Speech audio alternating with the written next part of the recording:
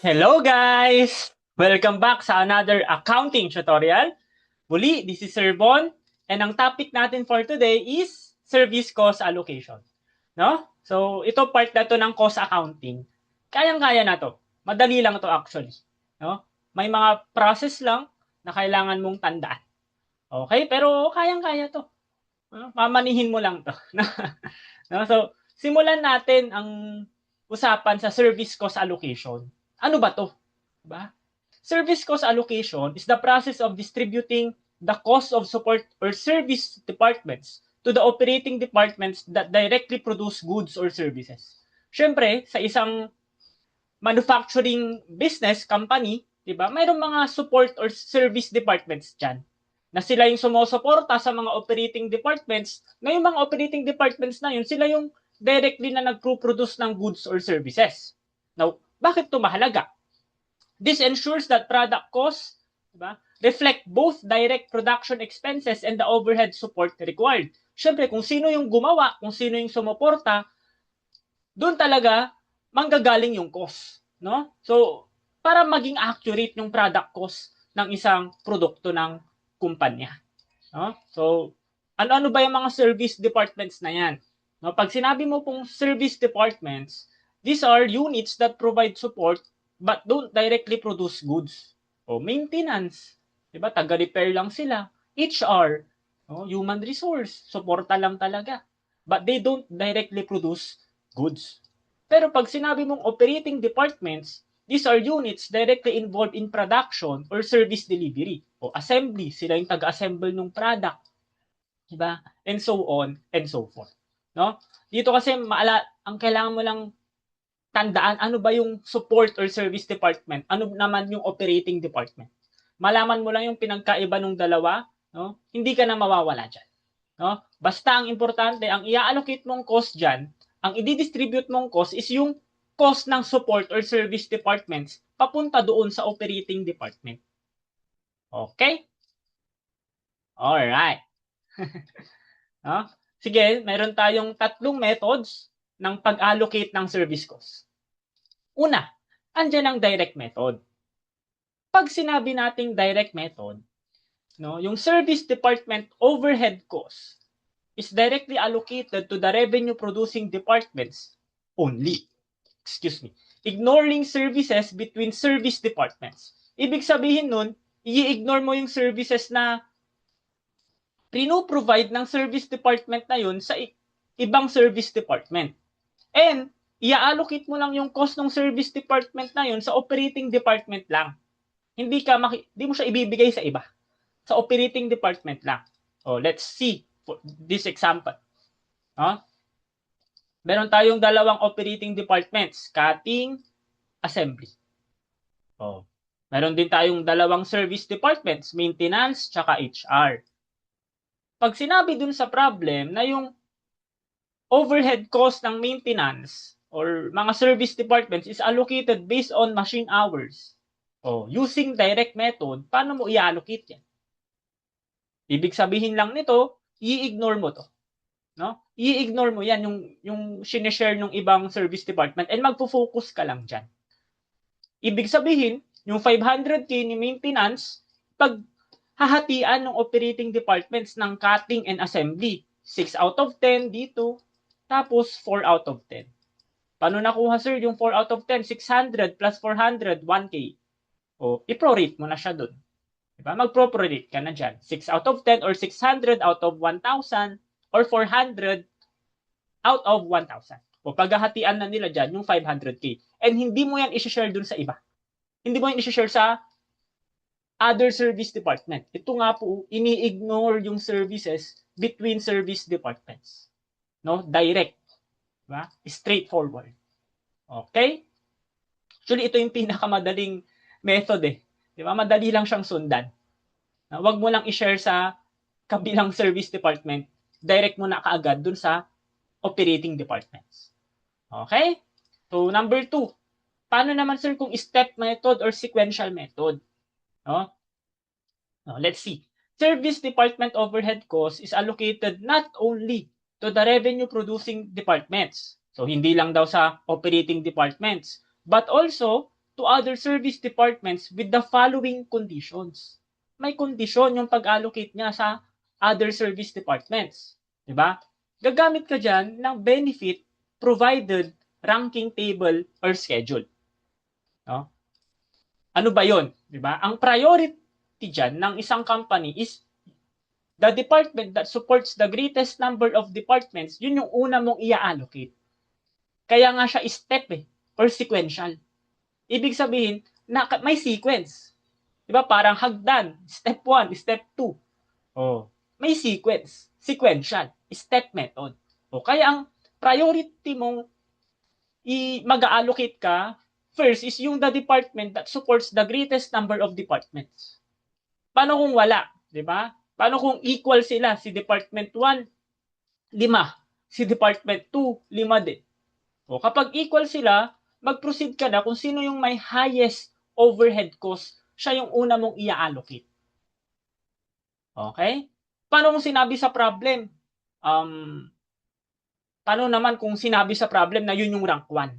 Kapag may sinabi sa problem or may policy ang company na siya talaga yung rank 1, susundin mo yun. Kahit hindi siya yung highest overhead cost, basta sinabi ng company na, uy, ito yung rank 1, siya talaga yung uunahin mo. No? Mamaya, makikita naman natin yun sa problem. No? Relax lang. O, sige. Balikan natin to. Sige, gawin nating simple illustration lang. Paano yung step method na dyan? Sige, si maintenance, ibig sabihin niyan, di ba? Hindi kasi pwedeng mag-allocate si maintenance sa sarili niya eh. Hindi pwede yon. Hindi siya pwedeng magbigay sa sarili niya. Ibig sabihin nito, in-X ko siya, hindi siya pwedeng magbigay sa sarili niya. Pwede lang siya mag-allocate sa iba. Oh. Pero dito sa step method kasi, provide din siya sa other service departments. Bibigyan niya din si HR ng share niya dun sa 500K. O, so, 600 plus 400 plus 100, that's 1-1 na. O, paghahatian na nila yan. O, yung 500 times 100 out of 1,100 para kay HR. Dito naman, 400 out of 1,100, paghahatian na. O. Pero depende sa policy ng company kung sino yung sasabihin nilang rank 1. O, paano kung sinabi sa problem, rank 1 si maintenance, siya yung una mong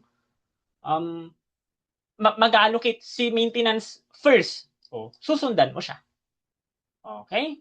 Kung wala namang sinabing ganun, o mag-proceed ka dun sa highest overhead cost. Alright? Sige. If yung overhead cost ng service department is already exhausted, naubos mo na tong 500, then that service department will not receive any allocation from other service departments. Anong ibig sabihin nun? Di ba, nabigyan mo na to si HR ng share niya sa 500 dyan.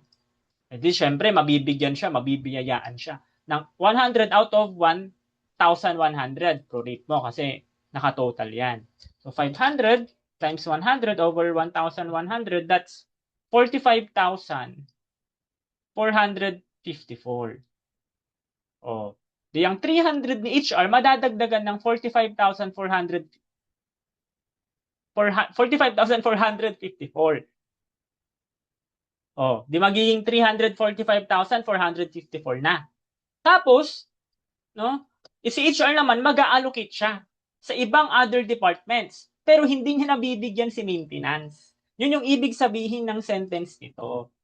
Di ba? Kung sino man yung naubos na yung service department, already exhausted, then that service department will no longer receive any allocation from other service departments. Kaya kung nag-allocate na si HR, rank number 2 siya, hindi niya nabibigyan si maintenance. Kung bibigyan niya pa kasi si maintenance, wala nang katapusan. Paulit-ulit na, pagpapasapasahan lang nila. No? No? So, ganun yung ibig sabihin ng sentence na yan. Okay? So, for our last method, meron tayong tinatawag na algebraic or reciprocal method. Diba? Katulad din to ng step method na hindi lang operating departments. Pero kasama din dyan yung other service departments. Pero may condition na naman. Oh, ano yun? Hindi ka nagagamit dito ng benefit provided ranking table. So, wala nang ranking dito. Diba? Tapos, even if yung overhead cost ng service department is already exhausted, that service department will still receive any allocation. It will receive any allocation from other service departments. So, yun nga yung mangyayari. Di ba? Nabigyan mo na yung other department, bibigyan ka ulit. Tapos bibigyan mo siya ulit, bibigyan ka niya ulit hanggang sa maubos. Uubusin mo siya. Pero sa process natin, gagawin natin siyang algebra. No? Kaya nga siya reciprocal kasi give and take yan. Bibigyan mo ako, bibigyan kita. Hanggang sa maubos yung overhead cost nating dalawa. Pero gagamitan natin yan ng algebra kasi sobrang tagal naman kung pagpapasapasahan nilang dalawa. Okay? So, anong pros niyan? Most accurate yan kasi syempre ina-allocate niya yung cost back and forth. Gagamitan mo din yan ng algebra kaya accurate talaga yung allocation. Ano naman yung cons? Syempre complex yan. Matagal. It requires equations. Okay? Sige, mamaya makikita naman natin to. No? Sige, punta na tayo sa problem natin. The RAM Manufacturing Company has two production departments, P1, P2, and two service departments, S1, S2. A summary of the year's overhead costs and other data for each department prior to allocation of service department costs appears below. Okay? Diba? May mga given dyan na numbers. No? The overhead cost of S1, diba? Yung overhead cost daw ni S1, ito, yung 400K, naka-allocate daw yan based sa direct labor hours. So, i-allocate mo daw siya based dito. Diyan, sa mga direct labor hours. And yung overhead cost naman ni S2, i-allocate mo siya based sa machine hours. And it is the company's policy based on the benefit provided ranking that S2 is ranked number 1. Pwedeng mangyari yan. 'Di ba? Company policy, susundan mo talaga. Kahit hindi si S2 yung pinakamataas na overhead cost. Kung ano yung polisiya ng company, sundin mo. Sinabi naman sa problem na ganun yung policy nila. Okay? Sige. So, ano-ano yung mga questions? Assume the direct method. What is the total overhead cost allocated to P2? Paano naman pag step method? Ano yung total overhead cost of P1? Dito, may gusto akong sabihin. Beware ha, kapag ang term total overhead cost allocated to P2, ibig sabihin yan, hindi yan yung total overhead cost. Magkaiba yan. Pag sinabi mong allocated to, ibig sabihin binigay or inallocate papunta kay P2 galing sa mga service department. Okay? Pero pag sinabing total overhead cost of P1, yung overhead cost mismo ni P1 plus mo yung allocated overhead galing sa mga service department. Yun ang total overhead. Pero pag total overhead cost allocated, hindi mo pwedeng isama dyan yung overhead cost lang ni P2. Or ang isasama mo dyan, yung nabigay lang kay P2. Okay? Makikita natin yan mamaya. Kung ano ba yung difference nila. Alright? Ano naman pag algebraic or reciprocal method for number 3. Okay? Sige, solusyonan na natin. Direct method, number 1. Diba? Ano daw yung total overhead cost allocated to P2? Diba? May given tayo kanina. Diba? Sige, simulan natin. Si S1, diba? Sabi natin, under direct method, hindi mo bibigyan. Diba? Hindi mo bibigyan yan. Diyan ka lang magpo-focus. Hindi mo bibigyan hindi magbibigay si S1 kay S2 and si S2 hindi rin magbibigay kay S1. So, wag mong pansinin yan kapag naka-direct method ka. And si S1, sabi niya, mag-allocate daw siya based sa direct labor hours. Di magbigay siya based dito. Okay? So, paano yan? Magbibigay daw si S1 ng 400K kay P1 at P2. Nakabase siya sa direct labor hours. Di i-prorate mo. Prorate lang yan. Okay? So 400K times 20 out of 50. 20K plus 30K, 50K yan. So 20 out of 50, mapupunta kay P1. That's 160K. O yung matitira, 30 out of 50, 240K naman kay P2. O si S2, mag-allocate din siya ng 300K. Diba? Pero based sa machine hours. So 6,000 plus 3,000 out of, that's 9,000. So 6 out of 9, 300K kay P1. Diba? 200K. Tapos 3 out of 9 kay P2, that's 100K. Kaya, ang total overhead cost allocated kay P2. Oh, ito inallocate mo kay P2 is 340K. So, ang sagot doon, letter boy. Paano ka ang tinanong, sir? How much is the total overhead cost of P2? Pag sinabing total overhead cost, isasama mo to. Okay? Pero pag allocated lang, yung nabigay lang sa kanya ng mga service department. Itong 340K lang. No? Malinaw ba yon? No? No? So, sana naliwanagan ka doon. No? So, for number 2 naman, step method, what is the total overhead cost of P1? O, total overhead na to. So, kasama na din dyan, even yung na-allocate sa kanya. O, diba? So, ayan ulit. Naka-highlight na dito. Diba? Ang company policy nila, si S2 is rank number 1. Ibig sabihin niyan, si S2, yung uunahin mong i-allocate. Tapos, remember, naka-step method ka. Pag step method, bibigyan mo din yung other service department. Pero hindi mo pwedeng bigyan yung sarili mo, ha? Hindi mo, bibigyan mo yung other service departments, pero hindi mo bibigyan yung sarili mong service department. No, yun lang ang step method. No? And remember, sa S2, ina-allocate niya yan based sa machine hours. E di 6K plus 3K plus 1K, that's total of 10K. So, 10K yung allocation nila or yung total. O, ibibigay mo na. Diba? So, ito yung overhead cost natin. Sinulat ko lang dyan. Dito lang din yan galing. Inayos ko lang. No? Tapos, syempre, diba sabi ko nga, rank number 1, si S2. E di siya yung unang mag-allocate. Okay? So, ilan ang ibibigay niya kay S1?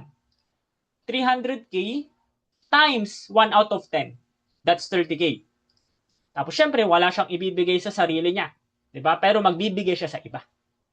Kay P1 naman, ilan ibibigay niya? 300K times 6 out of 10. That's 180K. Tapos, yung remaining, diba? 90K kay P2. Oh. Ito ang twist. Ito ang plot twist sa step method.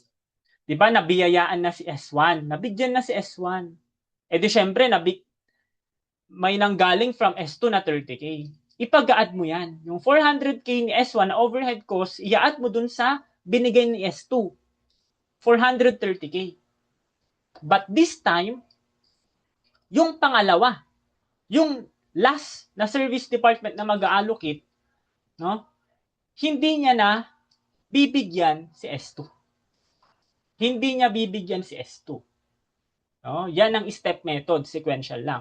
And i-allocate niya yung 430K na overhead cost niya papunta kay P1 at P2 gamit ang direct method.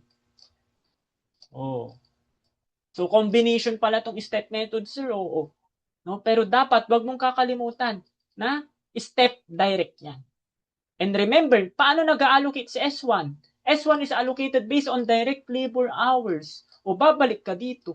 Babalik ka sa 20 tsaka 30. Oh. So, yung 430K times 20 out of 50K, that's 172K. Tapos yung remaining, 430K times 30 out of 50, that's 258K. So, all in all, kapag sinabing total overhead, ibig sabihin, nasama na din dyan yung na-allocate sa kanila. No? Total overhead. So, ang total overhead ni P1 is 1,352,000. Including yung na-allocate galing sa mga service department. Okay? So, pag kay P2 naman, 1,548,000. Kung ito-total nyo to, di ba? Kung ito-total nyo yung total allocation ni P1 at P2, no? Just to check, para hindi ka magkamali, kung ito-total mo lahat yan, 180 plus 172 plus 90 plus 258, 700K. 700K. O ilan lahat to? Yung dapat i-allocate ni S1 at S2, di ba 700? O kapag alam mong 700 yan, nasa tamang landas ka. O at least, kampante ka na, uy, tama tong sagot ko. Kasi syempre, tugma eh. Pero let's say kung 600 to, tas 700 yan, ay nako, magtaka ka na. Nako, red flag yun. Malaking red flag yun kapag hindi sila equal. So dapat, yung na-allocate mo, tumugma dun sa total allocation dapat. Okay? Pag hindi yan tugma, no, alanganin ka na. No? So, ang sagot dun for number 2, letter C. Alright? No? So, ano to? Hindi ko ata na-animate, no? Pero, proceed na rin tayo. No? Pero ito, algebraic method, ano daw yung total overhead cost na dapat mong i-allocate kay P2. No? Take note of the term allocated to P2. No? So, hindi yan yung total overhead. Yung na-allocate lang sa kanya. Okay? So, ito na siya. No? Nakita nyo na yung buong picture. Sabi natin, si S1, under algebraic method, bibigyan mo pa rin yung other service department. Back and forth yan. Pero mas pinasimple na natin. Inalgebra na lang natin para hindi na tayo matagalan. No? Sige. Sabi natin, si S1, direct labor hours. O di syempre, di ba? Ilan ba direct labor hours niya? 20K, 30K, tapos 12,500. Naka-X yan, yung 5,000 direct labor hours na S1 kasi hindi niya pwedeng bigyan yung sarili niya. Hindi pwedeng magbigay si S1 sa sarili niya. Kundi, since allocation to, mag-allocate tayo sa iba. So, kung ito total mo tong 20K, 30K, 12,500 na total direct labor hours nilang tatlo, 62,500. Tapos, kung gagawin mong decimal yan, 20,000 divided by 62,500, that's 0.32. 30,000 divided by 62,500, that's 0.48. And 12,500 over 62,500, that's 0.2. Mahalaga to. Mahalaga to kasi nasa algebra tayo. Diba? Para naman kay S2, yung 300K, i-allocate mo yan based sa machine hours. So, given na yung machine hours nilang lahat. No? Pero naka-X si S2, hindi siya pwedeng mag-allocate sa sarili niya. So, kung ito total mo yan, 6K, 3K, 1K, 10,000. So, 6 out of 10, 0.6. 3 out of 10, 0.3. 1 out of 10, 0.1. No? Sir, ano naman po yung equation dyan nandyan sa baba? No? Ito, saan ba galing yan? Dito yan galing. Ibig sabihin, si S1 is equal to 400K na overhead cost plus 0.10. 0.10 ni S2. O, gets? So, tanggalin mo na to, yung equation. Tanggalin mo na yung mga amount. Itira mo na lang yung mga decimal point na ginawa natin kanina. Si S1, 400K plus 0.10 ni S2. Tapos si S2 is equal to 300K plus 0.20.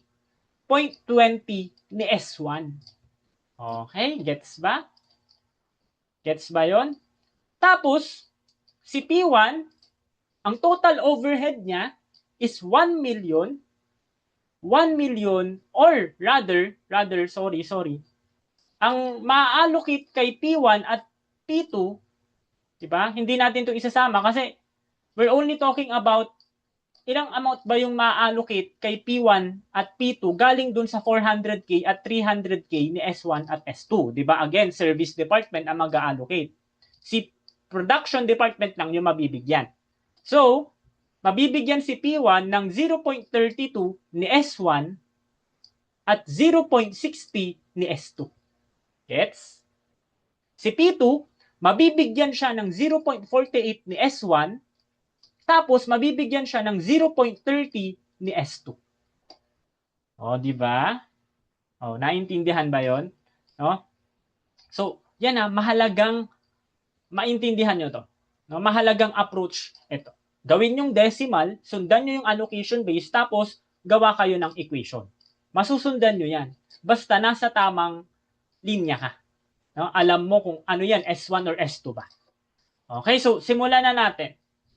Diba? So, from that, i-insert natin, diba? Since S1, sabi natin, is 400K plus 0.10 S2, pwede nating isalpak si S2 dito.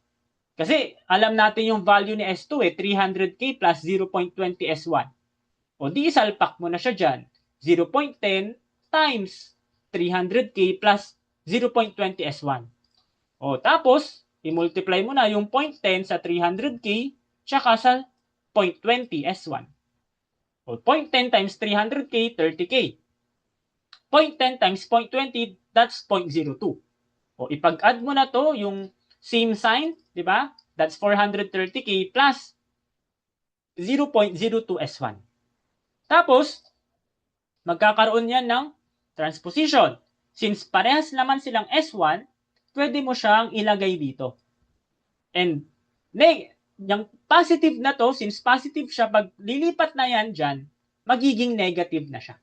O, sige, pakita ko. So, S1 minus 0.02 S1 is equal to 430K. No? So, itong S1 na to, ang value niyan, isa. So, parang 1 yan. So, 1 minus 0.02, that's 0.98. Oh. Tapos, dapat ang matira. Diba? Dapat ang matira dyan, si S1 lang. So, divide mo yan, both side by 0.98. Hence, ang S1 mo is 430,000 over 0.98. That's 438,776. Okay? E di may value ka na ng S1. Diba? Alam mo na yung S1 dito. Pwede mo na siyang isubstitute dyan. Tama ba? Oh. Kasi, alam mo na yung S1 ngayon eh. O, hindi na. Pwede mo na siyang ilagay dito para makuha yung S2. So, 0.20 times S1 na 438,776 plus 300K, that's 387,755. Pero hindi pa tapos. Hindi pa yan tapos. Alam mo lang kung ano yung value ng S1 tsaka S2. Saan mo gagamitin yan? Dito. Diyan o. Ilan yung ma-allocate kay P1? Ilan yung kay P2? Okay? Sige. Kung isa-substitute na natin yan, ilan yung S1 natin? Diba? 438,776 kay P1, 0.32. Tapos, 0.60 ng S2, 387,755. Kaya, makukuha mo dyan, 373,060. Kay P2 naman, 0.48 times S1, 438,776, plus 0.30 ni S2. No? Kaya, ang total overhead cost na maa-allocate kay P2, total overhead cost allocated to P2 is 326,939. Oh, sige, patunayan natin na tama yan. Sige, ipag-plus nyo tong dalawa. Ipag-plus nyo silang dalawa. Ilan makukuha mo dyan? No? 700K. No? 326 plus 939, that's 700. O, di ba? Bumalik lang din tayo na dapat ang ma-allocate natin is 700K. Alright? O, ganun lang siya kadali. No? Basta makabisado mo lang yung procedure. Okay? Sige. So, ang sagot dun sa number 3 is letter dog. So, for theory question naman, which service department cost allocation method assigns overhead cost to cost objects after considering interrelationships of the cost objects? Interrelationships, ibig sabihin, yung other service department, di ba, binibigyan niya din. Hindi niya sinasarili lang. Or hindi sa isang isa-isa sa mga specific operating departments lang. Kundi, other service departments, binibigyan niya din. No? So, yan is letter C. Ginagawa natin yan sa algebraic, no? Tsaka sa step method. Diba? Ano bang ibang tawag sa step method? Sequential method. Diba? Anong sabi natin sa kanilang dalawa? Service department overhead cost is allocated not only to the revenue producing departments, but also to other service departments. So, applicable yan both for algebraic or step. Pero yun nga lang, magkaiba sila ng approach. Diba? Si algebraic equation. No? No? So, algebraic equation yan. Si step, pinaghalong step tsaka direct. Diba? O, magkaiba sila ng approach, pero panehas naman silang may interrelationships. Okay? So, number 2, if two service departments serve an equal number of service departments, when using the step method, which service department costs are allocated first? Okay? Ano yung nasabi natin kanina pag equal? Diba? Mag-proceed ka dun sa service departments with the most amount of cost. Kung sino yung mas mataas yung cost, siya yung magiging rank number 1. O, mayroon tayong hierarchy dyan, di ba? Ginagamit natin yung benefit provided ranking table. Kung equal, dun ka na mag-proceed sa highest overhead cost. No? Pero syempre, kung mayroong company policy, sumunod ka doon. No? So, another QD question. It is a service allocation method that allocates service department costs without considering the service rendered to other service departments. Hindi mo daw kino-consider yung nirender mo sa other service departments, hindi ka daw nag-allocate doon. Ano na ulit yon? Direct method. Yun yung sobrang dali na direct method, di ba? Pero syempre, hindi niya kino-consider yung services na nire-render niya sa other service departments. No? So, doon nagtatapos ang ating service cost allocation. No? Napakadali, napaka-straightforward. Sana marami kang natutunan. No? So, muli, this is Sir Bon, nanlalambing, pa-subscribe naman po. No? So, thank you guys. Thank you so much and see you CTA.